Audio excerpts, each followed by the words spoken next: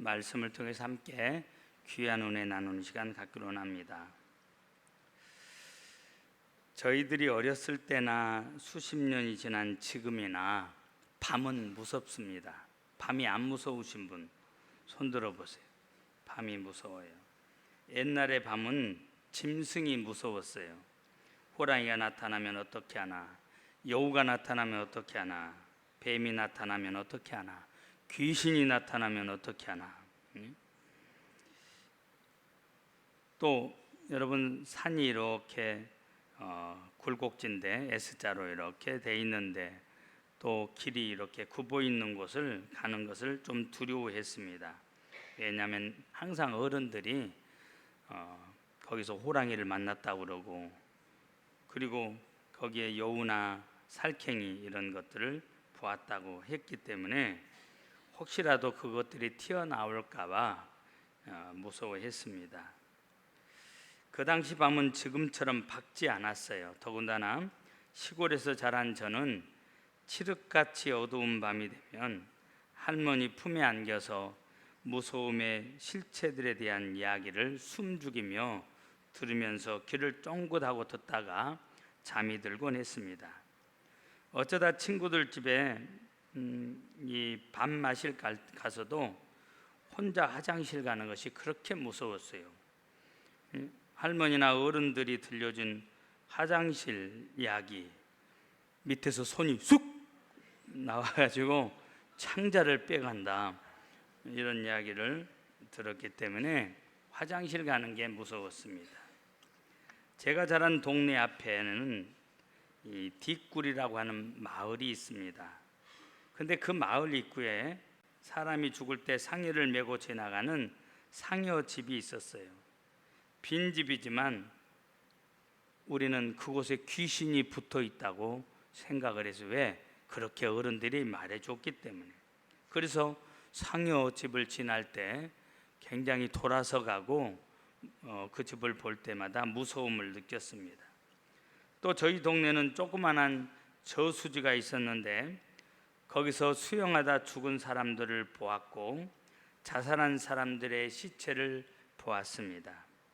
지금과는 달리 그들의 시신을 빨리 수급하지 않고 건져놓은 채 밤을 새는 경우도 있었습니다. 그 앞을 지나갈 때마다 소름이 끼치곤 했어요. 그 당시 저희 집은 교회와 한 1km 정도 떨어진 곳에 있었습니다. 어린 저에겐 교회 저녁 예배 가는 것이 정말 무서웠어요. 그런데 우리 어머니 가다가 혼자 가시다가 봉변당하면 어떨까 하는 것 때문에 어머니 손 꼭 잡고 무섭지만 교회 밤 예배에 참석하곤 했습니다. 여러분, 밤에 사람들이 왕래하지 않기 때문에 그 거리를 엄마 손잡고 간다고 하는 거 식은 땀을 뻘뻘 흘려야 되는 그런 길이었습니다. 더군다나 저녁에 들었던 무서운 이야기가 현실이 될까 봐 밤은 저희 마음을 불안과 공포로 짓눌러 놓곤 했습니다. 그래서 밤에 어디를 갈 때면 같이 갈 동물을 찾았어요. 이 캄캄한 밤에 누가 동행할 사람이 없을까? 그래서 때로는 누나들을, 때로는 친구들을, 때로는 동생들을, 때로는 어른들을 같이 가자고 그렇게 청하기도 했습니다. 지금 이 시대에도 여러분, 밤이 무서워요. 길은 예전에 비해서 훨씬 밝아졌는데 여전히 밤길이 무섭습니다. 요새 무서운 것은 밤길에 사람 만나는 것이 무서워요. 예? 여러분, 세상이 얼마나 흉폭화되었는지, 이유도 없이 그냥 사람을 그러죠, 어렵게 만드는 분들이 가끔 있어요. 그래서 이 밤길이 무섭다고 하는 겁니다. 여러분, 어떤 분은 인생을 밤길로, 나그네 길로 이렇게 비유를 하고 있습니다. 인생은 나그네 길이다. 특별히 밤길을 지나가는 나그네 길과 같다. 이렇게 표현을 합니다. 그도 그럴 것이 맞아요. 하루에도 어떤 일들이 일어날지 아무도 모르고 살아간다는 거예요. 한치 앞을 볼 수 없는 것이 인생입니다. 여러분, 요사이는 밤이 낮처럼 밝아서 어두운 산길도 없지만 현대인의 불안은 옛날보다 더 불안과 긴장 속에 살고 있습니다. 수많은 사건과 사고 소식을 접할 때마다 한치 앞을 볼 수 없는 밤과 같은 세상이 무섭습니다. 안전한 곳이 없어. 대기업에서 대그룹에서 짓는 아파트가 상식적으로 이해가 안 되는, 이번에 GS에서인가요? 지었던 그 아파트 주차장 무너진 것 보세요. 참 바보 같다 하는 생각을 해봐요. 그건 무너질 줄 몰랐겠죠. 근데 조사해 보니까 부실. 그러니까 입주하려고 하는 2,000세대 정도 되는 사람들이 우리 저기 안 들어가. 이 시멘트를 썼을 것 아니냐, 또 이 철근을 넣었을 거 아니냐, 그러면서도 빼먹었을 것 아니냐. 사람들이 불신하기 때문에 이거 들어갔다가 큰일 나면 안 되지. 그러니까 기업에서는 자구책으로 살아남으려고 어떻게 해요? 다 부숴버리고 다시 짓는답니다. 바보들이죠. 제대로 하면은 조금 시간이 걸려도, 돈이 조금 더 들어도 제대로 하면 좋을 텐데, 오히려 더 많은 시간 걸리고 더 많은 이제 물질을 허비하게 됐으니 얼마나 어리석은지 모릅니다. 여러분, 돈 때문에 인면수심이 된 인간들이 무서워요. 보험금을 타기 위해서 배우자를 죽이고 자녀의 손가락을 절단하고 노부모를 죽이고 학대하는 이 세대가 무섭습니다. 돈이 무엇입니까? 오늘 우리가 부모가 되어서 낯을 들고 살기 어려워요. 정말 심히 부끄러운 세대, 지금 그런 시대를 살고 있습니다. 저는 이 자녀들을 보면서 미안한 마음도 있고요, 부끄러운 마음을 가져요. 왜? 이거 우리 잘못이에요. 어른들이 잘못 가르친 거죠. 더 책임을 통감하는 이유는 예수 믿는 사람들의 잘못입니다. 너희는 세상의 소금이니 너희는 세상의 빛이니. 여러분, 우리가 빛이 되어서 이 어두운 세상 인생길을 살아가고 있는 저들에게 예수 그리스도의 복음의 빛을 비추어서 저들이 예수님을 만나면 훨씬 더 밝아질 텐데, 이 세상이 더 좋아질 텐데. 그래서 여러분, 어떤 정부처럼 계속 과거 정부 탓하고 직전 정부 탓하는 그런 모습이 아니라, 이건 내 잘못입니다, 내가 잘못했습니다 하는 마음이 들 때마다 부끄럽다고 하는 것입니다. 여러분, 세계 경제는 우리를 불안하게 하고 있어요. 믿을 사람도 없지만, 여러분, 믿어야 될 사람이 이 땅에 없다고 하는 것도 불안하지만, 이게 먹고 살아가는 우리들의 이 문제, 경제적인 문제, 그러죠? 코로나 팬데믹으로, 우크라이나 전쟁으로, 이상기후로, 일본의 온전수 방류로, 이런 불안함이 전 세계를 여러분 꽁꽁 얼게 만들고 있습니다. 전 세계에 걸쳐서 모든 통화가 어렵습니다. 돈 문제입니다. 또 경제적인 문제를 말하는 거예요. 먹고 살기 힘들어졌다는 거예요. 물가가 치솟고 금리가 고공행진을 하고 있고, 미국 연준의 엊그제 발표에 의하면 다시 금리를 올릴 확률이 95%라는 거예요. 우리도 올리면은 서민들이 타격을 받고 돈을 대출받은 사람들이 얼마나 어려워지는데, 미국이 올리면 우리도 올릴 수밖에 없어요. 통화 조절을 해야 되기 때문에. 경제적인 어려움이 벌떼처럼 세계를 덮치고 있습니다. 앞으로 경제는 어떻게 될 것인가 불안합니다. 이 시간 사랑하는 성도 여러분, 불안하고 긴장되는 밤길을 걷고 있다고 하는 이 사실, 우리는 누구도 부인할 수가 없습니다. 그러나 우리는 이 세상을 살아가고 있고, 우리는 이 세상을 살아야 하고, 이 밤을 지나서 목적지까지 가야 되는 나그네들이에요. 그러나 불안함과 외로움이 있지만 우리는 그럼에도 불구하고 계속 전진해야 된다. 사람들은 이 불안한 실존을 위해서 여러 가지 방법으로 해소하려고 그래요. 그래서 어떤 사람은 취미 생활을 찾습니다. 또 여행을 갑니다.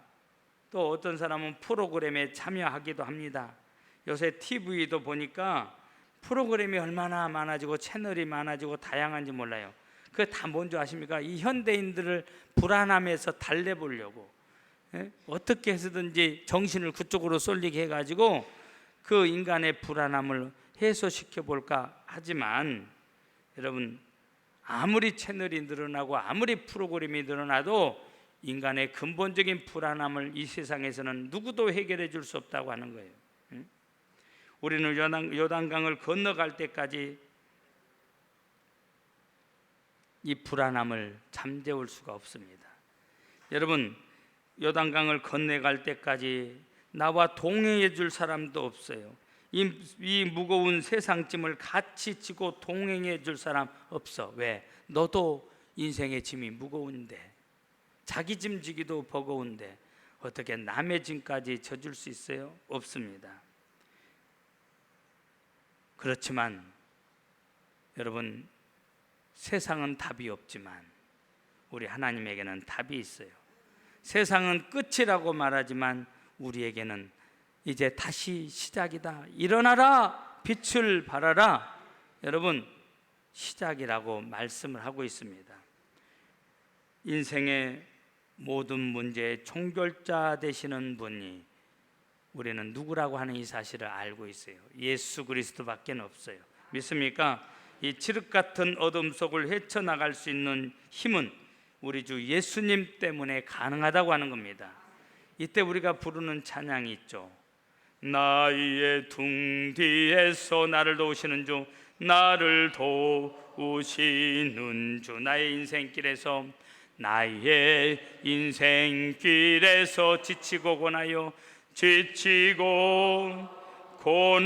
매일처럼 주저앉고 매일처럼 주저앉고 싶을 때 나를 밀어주시네. 일어나 걸어라, 일어나 걸어라, 내가 새 힘을 주리니. 일어나 너 걸어라, 내 너를 나의 등 뒤에서 나를 도우신 주.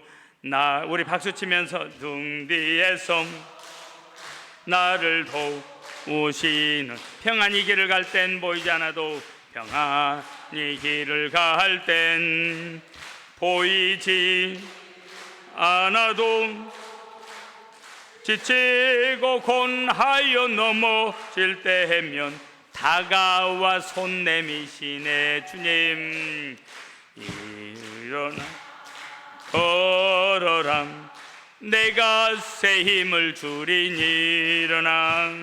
일어나 너 걸어라, 내 너를 나의 등 뒤에서 나를 도우시는 주, 나의 등 뒤에서, 아멘 아멘, 나를 도우시는 주. 때때로 뒤돌아보면 여전히 계신 주. 잔잔한 미소로 바라보시며 나를 재촉하시. 여러분의 이름을 부르세요. 주헌아 일어나, 내가 새 힘을 리니. 주헌아 일어나라, 주헌아 너 일어나라, 내 너를 도우리. 할렐루야. 여러분, 오늘 이 비밀을 한 사람이 본문에 등장하고 있어요. 바울입니다. 그 예수님이 바울과 함께하는 것을 바울은 알았어요. 그것 때문에 바울은 고난 중에서도 여러분이여 안심하라, 평안을 선포할 수가 있었습니다. 바울이 그렇게 할 수 있던 비결을 본문은 오늘 말씀해 주고 있습니다. 그 비결이 무엇이냐? 첫 번째가 함께 하시는 하나님을 믿었다고 하는 겁니다. 옆 사람 보세요. 함께 하시는 하나님을 믿으세요. 여러분, 바울이 어떤 사람입니까? 지금 아시아를 3번 돌았어요. 복음을 들고 아시아를 3번 돌아서 복음을 증거한 바울이 이제 로마로 복음을 증거하기 위해서 배에 올라탑니다. 자발적으로 탄 게 아니고 붙잡혀서 가는 거예요. 근데 나는 죄수가 되어서 죽으러 간다가 아니에요. 하나님의 또 다른 뜻이 있다고 하는 이 사실, 원망하고 불평하지 않아요. 복음 증거하러 간다고 바울은 믿고 있었습니다. 여러분, 당시에 이곳 지중해를 지나려면 순탄하면 3개월, 보통 때는 6개월이 걸려요. 지금은 바울이 갔던 그 여정을 비행기로 가면 3시간이면 가요. 여기서 갈 때는 11시간, 12시간, 13시간 걸리지만 거기서 바울이 갔던 여정은 3시간 정도면 갈 수 있어요. 비행기로 갔을 때 말하는 겁니다. 근데 그 당시에 바울이 갔던 것은 비행기 타고 간 게 아니에요. 그러니까 로마행 알렉산드리아호에 바울이 몸을 실었습니다. 그 배 안에는 바울을 포함해서 276명이 타고 있습니다. 그들 중에는 힘세고 세다고 하는 군인도 있었고, 돈을 잘 번다, 돈이 많은 무역상도 있었고, 또 돈이 있기 때문에 여행을 떠난 여행객들도 있었어요. 그런데 유라굴로라고 하는 큰 광풍을 만나게 되고 그 바다에 햇빛도 별빛도 보이지 않았다고 성경은 말씀하고 있어요. 15절에 보니까 바람에 쫓겨갔다, 17절에 보니까 그냥 쫓겨가더니, 그러니까 여러분 무슨 말이에요? 바람에 밀려 손쓸 겨를도 없이 대책도 없이 밀리고 쫓겨갔다는 겁니다. 우린 여기서 우리의 모습을 보았으면 해요. 우리는 배 타고 간 일이 없죠? 그러니까 괜찮아? 이럴지 모르지만 여러분, 우리는 인생이라고 하는 우리는 배를 타고 항해하고 있어요. 우리도 지금 일에 쫓기고 시간에 쫓기고 실패에 쫓기고 고통에 쫓기고 질병에 쫓기는 인생이라고 하는 거예요. 모습은 달라 보일지 모르지만 여러분 18절에 보니까 우리가 풍랑으로 심히 애쓰다가 그랬습니다. 애썼다는 것은 풍랑을 이기기 위해서 노력했다는 거예요. 죽지 않고 살기 위해서, 망하지 않고 일어서기 위해서 자기들 나름대로 방법을 다 동원해 봤습니다. 그래서 어떻게 합니까? 18절에 보니까 아무리 방법을 동원해도 점점 상황이 더 나빠져. 예를 들면 짐을 바다에 풀어버렸다. 그 짐보따리가 얼마나 소중합니까? 이것 때문에 지금 이 거친 바다를 항해를 했는데, 이거 팔려고, 이건 무역을 통해서 돈을 벌려고, 그래서 이건 절대 누구에게 줄 수 없는 것인데 살기 위해서 버렸다고 그랬어요. 거기서 끝난 게 아니에요. 여러분, 배의 기구들이 얼마나 귀합니까? 다 버려도 배를 움직이는 이 기구들을 버리면 안 되는데, 그래도 배의 중량을 줄이려고 다 버립니다. 그것마저도 버려요. 가라앉는 것을 최대한 모면해 보려고 버렸습니다. 여러분, 그 풍랑 속에는 잘난 사람, 못난 사람, 지위가 있는 사람, 없는 사람, 남자, 여자, 남녀노소, 늙은이, 젊은이, 여러분 이게 구분이 없었어요. 똑같이 인생의 풍랑을 만나고 있습니다. 여러분, 이쯤 되면은 우리가 생각나는 한 장면이 있죠. 타이타닉호라고 하는 배가 생각이 납니다. 그 배는요 통째로 가라앉아요. 빙산이 받아버려, 빙산에 받쳐서 구멍이 나서 통째로 가라앉아. 그러니까 손쓸 겨를도 없어. 그 귀한 황금 덩어리, 그들이 가지고 있었던 그 좋은 것들이 통째로 그냥 다 가라앉아 버렸습니다. 여러분, 우리가 세상 살면서 버릴 것이 있고 안 버릴 것이 있는데, 버릴 것은 반드시 버려야 되죠. 이거 안 버려서 망하는 사람들이 참 많아. 뭘 버려야 돼요? 죄를 버려야 돼요. 나쁜 습관을 버려야 돼요. 옳지 못한 거 버려야 돼요. 신앙에 걸림돌이 되는 거 이거 버려야 돼요. 교회 생활 가로막는 거 버려야 돼요. 이런 것들을 버리지 않으면 그때는 좋아 보이지만 그것 때문에 인생에 쫑납니다. 그러나 여러분, 버리지 말아야 될 것이 있어요. 다 버려도, 여러분, 버리지 말아야 될 것, 돈은 버려도, 수단을 버려도, 방법을 버려도, 지식을 버려도 버리지 말아야 될 것이 있다면 주 예수 그리스도, 생명의 주가 되시는 예수님을 버리면 안 돼요. 믿습니까? 다시 돌아옵니다. 14절 끝을 보면 강풍이 크게 일어나니 18절에 풍랑으로 심히 애쓰다가 20절에 큰 풍랑이 그대로 있음에, 큰 풍랑이 지금 계속되고 있습니다. 여러분, 일단 바다의 풍랑이 계속되면 일주일에서 10일 이상 그 풍랑이 그치지 않습니다. 그 당시에. 그러니까 파도가 10m에서 20m 정도로 그런 높이로 밀어닥치면 그 위세라고 하는 것은 가히 짐작할 수가 없어요. 그 당시 지금 알렉산드리아호는 큰 배도 아니요, 그다지 큰 배가 아닙니다. 큰 풍랑을 견디기에는 정말 역부족인 배였어요. 그래서 20절 끝에 보니까 구원의 여망이 없어졌더라. 살 소망이 없었다는 거예요. 여러분, 실패의 결정적인 조건이 풍랑이었습니다. 풍랑 때문에 쫓겨가야 했고, 살아남기 위해 애써야 했고, 짐도 가구도 바다에 버려야 됐고, 이제는 목숨마저도 내놓아야 되는 그런 상황이에요. 여러분, 지금 여러분들의 모습이 그 모습은 아닙니까? 정도의 차이는 있지만 우리는 여기서 쫓기며 사는 우리의 모습을 한번 보고 갔으면 좋아요. 보고 갔으면 좋겠습니다. 제가 알고 있는 50대 큰 대기업의 중역이었던 분, 이분이 30년 이상 회사를 위해서 전심을 전력을 다했어요. 그날은 퇴근해서 집에서 TV 뉴스를 보다가 갑자기 심장 발작을 일으켰습니다. 병원 응급실로 실려갔고요. 그리고 정밀 검사를 했어요. 도대체 왜 심장 발작이 왔느냐? 왜 심장에 문제가 생겼느냐? 며칠 동안 정밀 검사를 하고 그 심장 발작이 온 원인을 조사해 보니까 결론이 뭐였느냐? 만성 피로에 그로 인한 스트레스, 직장으로 인한 스트레스, 일로 인한 스트레스. 이 사람은 일에 쫓기고 시간에 쫓기고 업무에 시달리고 사람들에게 시달리면서 피로가 누적되었을 뿐만 아니라 거기에 스트레스까지 쌓여서 이게 폭발했다. 여러분, 심장은 안 터졌지만 터지기 직전인 분도 계실 줄 압니다.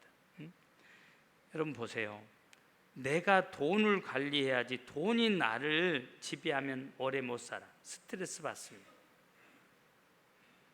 돈이라고 하는 것은 주기 위해서, 여러분, 세상의 가치관은 이것이라고 그랬죠. 돈 벌어서 남 주냐? 이게 세상의 가치가 아니에요. 그러니까 여러분, 돈의 지배를 받는 사람의 모습이에요. 그러나 여러분, 우리가 돈을 관리해야죠. 기독교적인 우리 예수님의 사람들의 가치관은 뭐예요? 따라서 돈 벌어서 남 주자. 크게 따라서 어떻게 남 주자니까 소리가 들어가. 돈 벌어서 먼저는 목사님 주고, 아니 하는 사람, 이 앞에는 하는데 저 뒤에는 안 하네요. 우리 장로님들도 주고 우리 권사님들도 주고. 여러분, 그래요. 사람이 항상 줄 수만 없는 거예요. 어떨 때는 받아야 되는 순간도 와요. 항상 나는 잘 나가는 거 아니에요. 어떨 때는 내가 무시했던 저 사람이 나에게 가장 큰 도움 주는 사람이 될 수도 있어요. 인생은 모르는 거예요. 그러니까 항상 잘해야 돼. 누구든지에게 잘해야 돼. 예? 옆 사람하고 너 나한테 잘해라.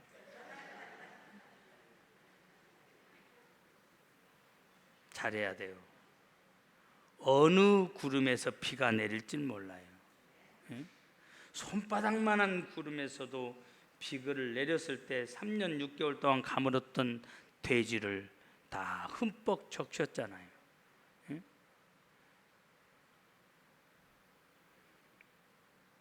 여러분, 시간을 내가 관리해야지 시간에 쫓겨 살다 보면 쓰러지게 돼 있어요. 사람들과 좋은 관계를 맺고 살아야지 사람들에게 시달리다 보면 삶이 피곤해지고 결국은 심장이 멈출 수 있어요. 여러분, 크든지 적든지 우리는 풍랑을 만났어요. 사실 여러분, 작은 풍랑도요 얼마나 위력이 있는지 몰라요. 저는 배 멀미를 참 타고난 체질이죠. 참 감사해요. 배 멀미를 거의 안 해요. 그러니까 낚싯배를 타고 가도 다른 사람은 멀미약을 먹어도 저는 멀미약 안 먹어도 돼요. 그런데 제가 멀미를 경험한 적이 있어요. 언제? 카페리오를 타고 6시간 반 갈 때 이야기입니다. 조금 오래된 이야기죠. 목포에서 제주도까지 가는데요, 이 해남 하원반도 넘어가기 전에는 바닷물이 호수같이 잔잔했어요. 그런데 큰 바다 딱 들어가니까 풍랑이 이렇게 일어나는데 점점 세지는데, 배 일하시는 분들이 그랬어요. 오늘따라 유난히 풍랑이 인다고. 평상시는 안 일어나는데, 여러분, 배가 운항이 가능하기 때문에 지금 허락한 거잖아요. 운항하다고. 그래서 배가 지금 운항하고 있는데, 그런데 이 파도가 오는데 높지 않은 파도인데 그 큰 배가 북 들렸다가 떨어지는데요, 떨어질 때 더 힘들어. 그러니까 여러분, 어떤 사람들은 옆에서 막 토를 합니다. 그러면 저는 멀쩡했느냐? 아니요, 저도 토하려고 그랬어. 그런데 우리 어머니 말씀이, 토하려고 그러면 배를 방바닥에다 딱 대고 엎드려서 깔고 꼼짝 말고 누워 있으면 더 낫다고, 그래서 그렇게 했어요. 그런 순간에 잠이 스르르 들었는데, 저는 그날 토한 그 구덩이에서 여러분 제주도까지 갔어요. 작은 풍랑도 무섭더라 이 말이에요. 작은 풍랑도. 그런데 지금 바울은 큰 풍랑을 만났는데 어떻게 이렇게 평안함을 유지할 수 있었느냐? 오늘 바울의 고백을 들어보세요. 하나님이 자기와 함께 하신다는 것, 주님이 안심하라, 평안해라, 너는 로마에 가서, 그러죠, 복음을 증거하는 자가 되고, 그리고 오늘 너와 함께 했던 사람들도 너에게 붙여서 아무도 상하지 않겠다. 그 말씀, 하나님이 함께 하셔서 하신 말씀을 나는 믿는다 그랬습니다. 예? 여러분, 어떤 풍랑이 일어나도 우리가 하나님을 바라보면, 그러죠, 함께 하시는 하나님을 믿으면 이 풍랑이는 바다도 여러분 생명의 해함 없이 순항할 줄 믿습니다. 두 번째, 비결이 무엇이었느냐? 오늘 여러분, 하나님과 동행하는 삶을 살았다고 하는 겁니다. 오늘 우리 이 시대는 어느 시대보다도 풍랑의 시대예요. 밤의 시대입니다. 나만 잘한다고 해서 되는 게 아니에요. 세계가 지구촌화돼 있어. 여기서 일어나는 일 타격을 지금 받아. 일본에서 방류하면 전 세계가 지금, 그러죠, 만약에 그게 안전한 것이라면 모르지만 이미 버려진 상태에서 안전하지 않다고 하는 것이 드러나면 이거 모두의 생명을 위협하는 것이 되어지는 겁니다. 방류하는 것 우리나라 힘으로 어찌할 수 없이 막을 수 없다 할지라도 우리가 왜 마음 아파해요? 일을 하시는, 우리가 그래서 위임을 해드렸는데 일을 하는 분들이 우리 국민들을 위로하고 편드는 것이 아니고 일본 사람 편을 드는 것처럼 보이니까 서운한 거예요. 물론 정치하시는 분은 어렵습니다. 혼자만 되어져야 되는 게 아니고 서로 의논하면서 이웃과도 주고 받기를 해야 되기 때문에 어려워요. 그러나 국민 입장에서는 그런 건 알 길이 없고 당장 나를 생각하기 때문에, 우리나라만 보기 때문에, 그래서 정치하는 사람들이 상당히 어려움에 처해 있는 건 맞아요. 어찌됐든지 여러분, 내가 잘한다고 해서 아니라 나도 모르게 지금 풍랑에 다 휩싸여 있어요. 그런데 바울 사도는 그 풍랑 가운데서도 다른 모습을 보일 수 있었다고 하는 거, 어떻게 주님과 동행했느냐 하는 겁니다. 첫째는 말씀과 함께 했어요. 믿습니까? 그러니까 여러분, 이 말씀이 곧 하나님이라고 그랬어요. 요사이 우리 교회 공동체 성경 읽기를 하고 있고, 새벽에 새로운 다른 분위기 속에서 들려지는 말씀, 함께 읽는 말씀, 집에서라면 절대 숙제 안 하는 것이 우리들이잖아요. 세우라고 해서 숙제 오는 사람은 10이면 한 사람, 100이면 한 사람이에요. 하려고 했는데 잊어버렸고 너무 바빠서 마귀란 놈에게 속아서 분주한 일 때문에 정말 중요한 일을 안 해버리고, 긴급한 일의 행포로 인해서 진짜로 챙겨야 되는 일을 못 챙기는 경우가 너무 많아. 그래서 목회자인 저도 말씀과 씨름하는 시간이, 이게 전쟁입니다. 전쟁. 이 시간을 지켜내려고 하는 것이. 근데 함께 읽으니까 진도가 나가고, 그리고 하루에 3장 4장이 그냥 그러죠. 쭉 읽어 나가니까 이제는 말씀이 조금씩 들려지기 시작하잖아요. 여러분, 말씀을 묵상하고 말씀을 암송하고, 말씀을 듣고 말씀을 읽고 말씀을 암송하고 말씀을 묵상하고 말씀을 연구하는 거, 이것을 늘 해야 돼. 말씀이 내 안에 있어야지 하나님이 말씀을 통해서 말씀을 해주셔. 우리에게 하나님의 지혜를 주시고 말씀대로 순종할 때 하나님의 능력이 공급되어지고, 믿습니까? 하나님이 해주시는 일을 보게 되어지는 겁니다. 그래서 말씀을, 바울 안에는 늘 하나님의 말씀이 있었어. 그 말씀을 듣고 흘려버리지 않고 말씀을 담아놓고 있어. 계속해서 묵상, 되새김질 했다고 하는 겁니다. 우리는 듣고 감동이 와도 로고스 진리, 객관적인 진리가 주관적인 진리, 레마가 되어서 내게 부딪힐 때, 예를 들면 오늘 너 예배드리다가 말씀을 듣는 중에 너 오늘 1시간 기도해라 하는 감동이 오면 기도해야 돼. 차고 뭐고 다 두고, 그놈의 차 탄다고 기도 안 오고 가버려. 약속했다고 가버려. 여러분, 손해보는 거예요. 하나님이 그 1시간 투자하면 일생일대 최고로 수지 맞는 일이 생길 텐데, 그 말씀, 하나님의 말씀을 우선순위로 두지 않고 이웃집 사람이 말한 것처럼 듣고 그냥 다음에 하면 되지 하고 가버린다 이 말이에요. 그러니까 여러분, 말씀과 동행하는 삶을 못 사는 거예요. 두 번째, 여러분, 목자와 동행하는 거예요. 여기서 목자는 누구요? 선한 목자이신 예수님입니다. 여러분, 예수님과 동행하면 즐거움이 있고 평안함이 있고 기쁨이 있어요. 무슨 말이냐? 예수님과 동행하는 게 뭐예요?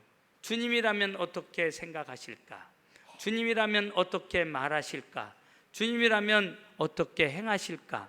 주님이 이 상황을 기뻐하실까? 내가 하면은 주님이 기뻐하실까? 안 기뻐하실까? 내가 기뻐하느냐가 기준이 아니에요.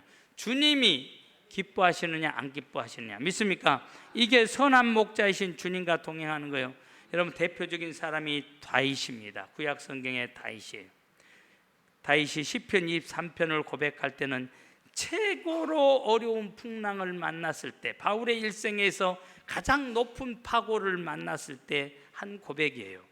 돈이 있어서 왕이 되었기 때문에 재산이 많아서 나는 부족함이 없었다는 고백이 아니에요. 여호와 하나님을 목자 삼았더니 내게 부족함이 없었습니다. 여호와는 나의 목자시니 내게 부족함이 없으리로다. 이것을 언어에 가깝게 우리말로 해석한다면, 여호와를 나의 목자 삼았더니 내게 부족함이 있을 수가 없다, 이런 말이 더 강하잖아요. 예? 주님처럼 생각하고 주님처럼 말하고 주님처럼 행동할 수 있기를 바랍니다. 세 번째, 여러분, 오늘 바울이 평안할 수 있었던 것은 성령 하나님과 함께 했다고 하는 거예요.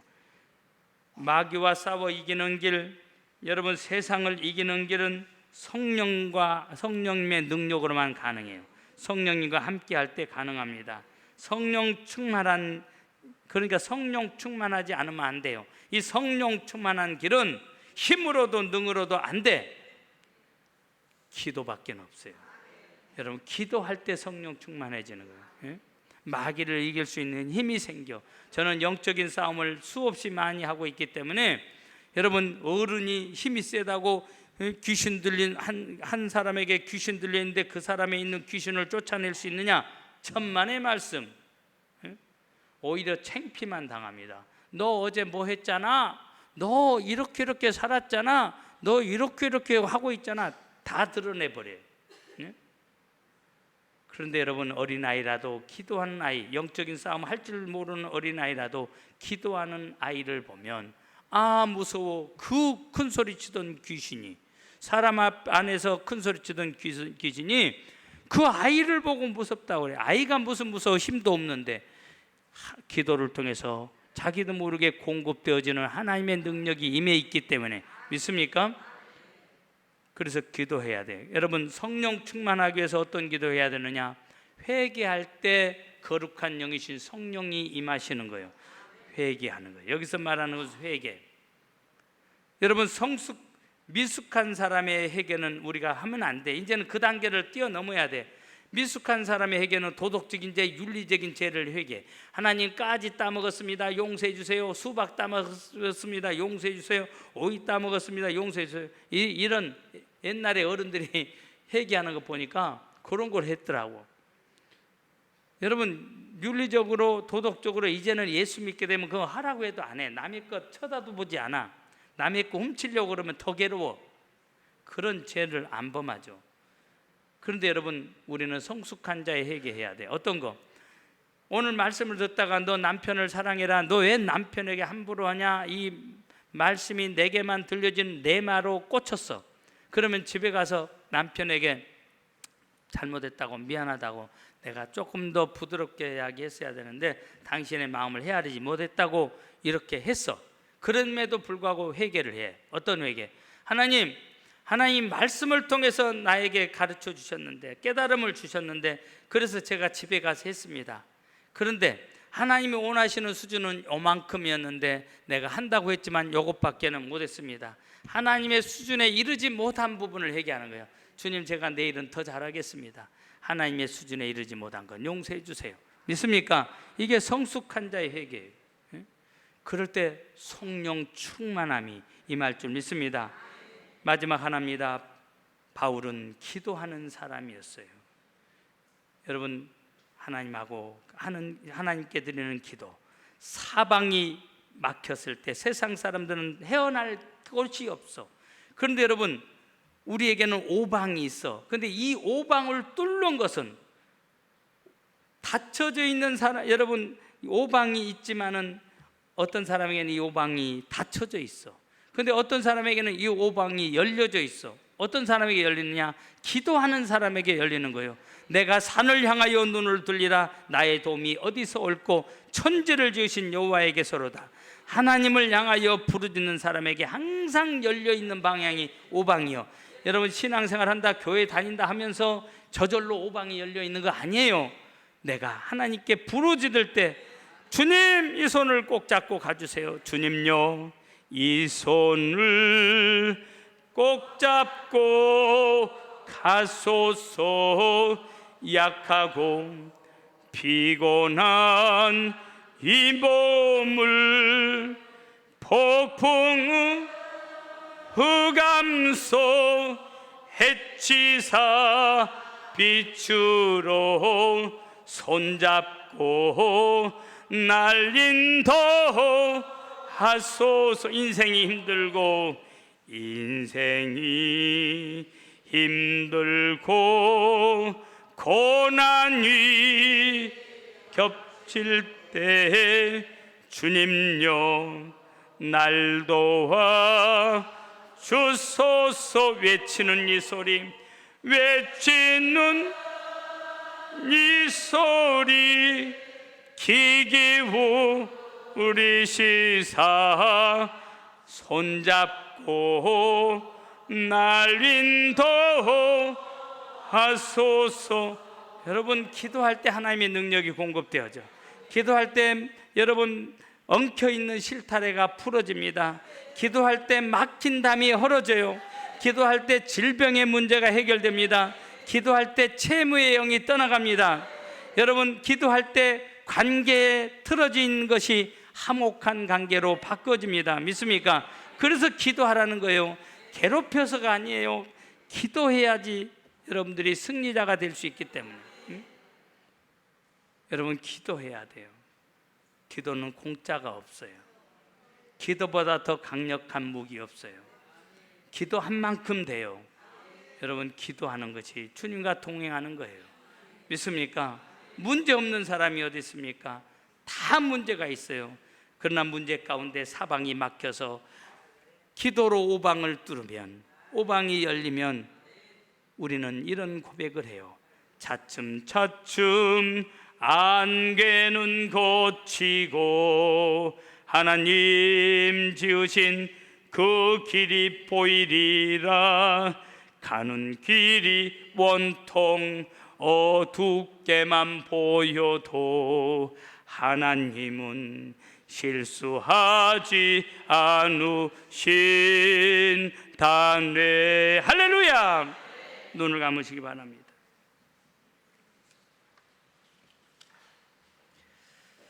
오늘 주신 말씀 붙잡고 주님과 동행하는 삶, 하나님의 말씀을 믿어야 돼요.